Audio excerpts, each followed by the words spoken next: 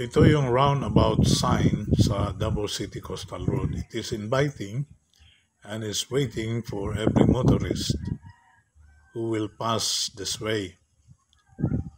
Pero depende yan kung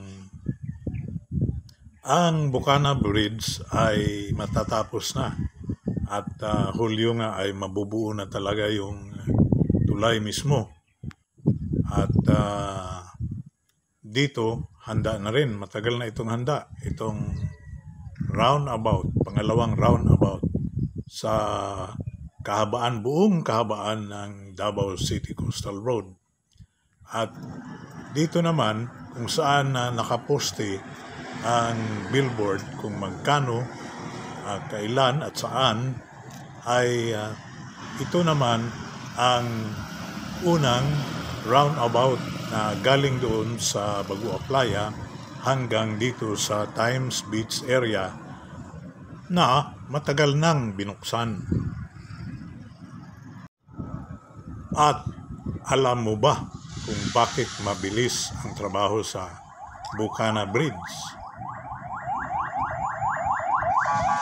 Nandito tayo ngayon sa main connector road papuntang Bukana Bridge na may habang mahigit 1 kilometro galing sa naunang roundabout dito sa Times Beach area. Balik tayo sa katanungang bakit mabilis ang trabaho sa Bukana Bridge. Ang isa sa mga naging dahilan ay yan, yung nakikita ninyong batching plant. On the left side of the frame of the video, yan ang isa pang close-up shot ng batching plant na binuo mismo ng China Road and Bridges Corporation. Kaya hindi ako nagtataka kung bakit umabot sa 3.1 billion pesos mahigit ang budget ng Bukana Bridge. Dahil sa pagtatayo pa lang ng batching plant na ito ay napakamahal na yan. At dito nga, aside from the cranes that you can see, standing cranes, moving or otherwise, yan ang nagpapabilis ng trabaho dito sa Bukana Bridge na siyang magkukonekta sa buong Davao City Coastal Road. Mula doon sa kanyang pinag-umpisahan na Bagua Playa hanggang Times Beach, roundabout, diretso dito at doon sa pangalawang section na Bukana Trading hanggang sa Arcastillo. Yan ang isa sa mga dahilan. Yang mga naglalakihang cranes na moving cranes at saka fixed crane. Yung mga nakatayo lang, yung mga tower cranes. Kasi kada pier station sa Bukana Bridge ay may sariling tower cranes at yun ang nagpapasahan ng mga mabigat na mga construction materials para sa mabilis na trabaho.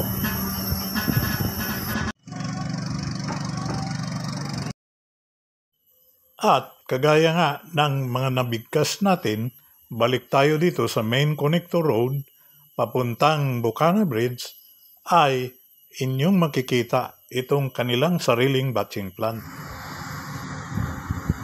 Ang siste, pag big ticket project kasi, kailangan mo talaga ng sariling batching plant para hindi ka na maghihintay kung meron kang bubuhusan at hindi ka mag-aalangan sa quality. Quality control is also the key. At hindi ka napipila sa mga private batching plants dahil may sarili ka eh. Ang dahilan nga, isa sa mga dahilan kung bakit delayed ang projects ay yung pipila ka sa mga private batching plant, lalo na't may construction boom. Now, going back to the Rojas Avenue roundabout, Matagal nang handa yan. Pero paano naman ito? The main connector road to the parallel roads of Quezon Boulevard at saka yung diretso papunta doon sa Rojas Avenue. Ang sabi pa nga ay wala ng bahay na gigibain pa dito. Ibig sabihin, wala ng problema sa right of way. Pero can this construction method be able to keep up with the speedy job of Chinese engineering doon sa Bukana Bridge? Ang malaki kasing pinagkaiba dito, yung project sa Bukana ay maraming pera yan, galing China. Ito, pag local contractor, wala. May pera, pero umaasa lang din yan sa release ng Department of Public Works and Highways. So yan ang nakikita nating isa sa mga dahilan at hindi mabilis ang kanyang trabaho. Tingnan mo naman ang sitwasyon dyan. Napakalaking trabaho pa dyan na hindi basta-bastang trabaho. Heavy duty engineering works. Kasi nga ito ang isa sa pinakamalaking box culvert projects dito sa Davao City. Three lanes, 6 lanes kaya yan. Papunta doon sa Kwan so that he can also widen with the 6 lanes of the main Rojas Avenue. Yan naman ay inyong natutunghayan ang mga naglalakihang pilote. Kaya nga malaking trabaho pa ang gagawin dito. And as far as we can see, this project cannot cope up with the speed of Chinese engineering at the Bukana Bridge. Yan ang totoo.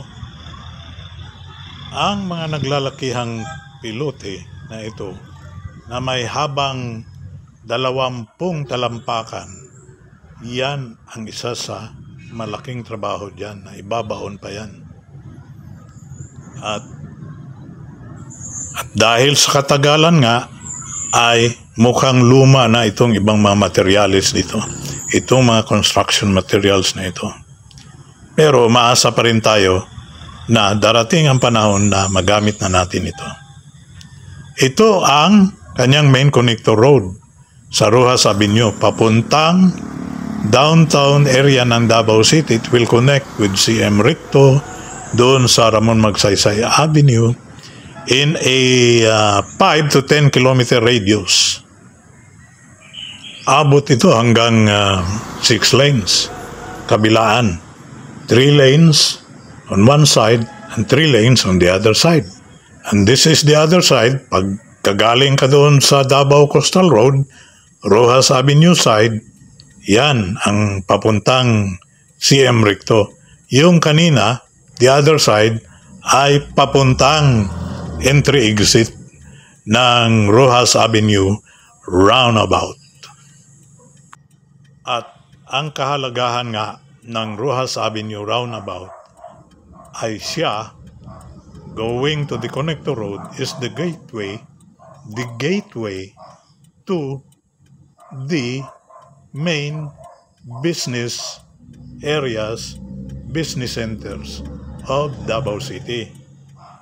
As you can see, everything is almost spruced up, including the buildings and the roads.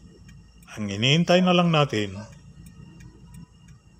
ay ang Rojas Avenue roundabout nga at ang kanyang entry-exit connector roads.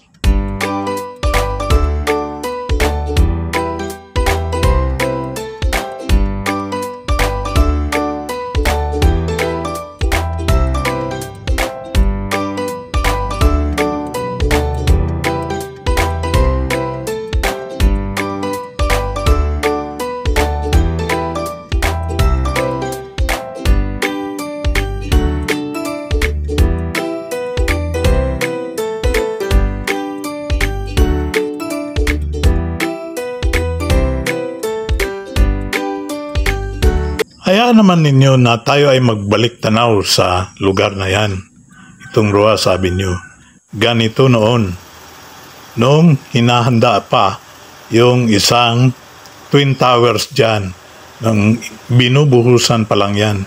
At ito na ngayon. Yun sa unahan makikita mo na nakatayo na siya. Buong buo na siya.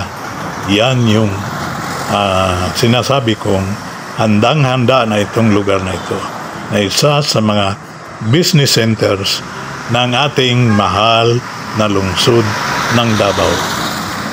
At hanggang dito na lamang po, subscribe, like, share, and comment para tayo ay merong masiglang community of YouTube viewers. Maraming salamat po.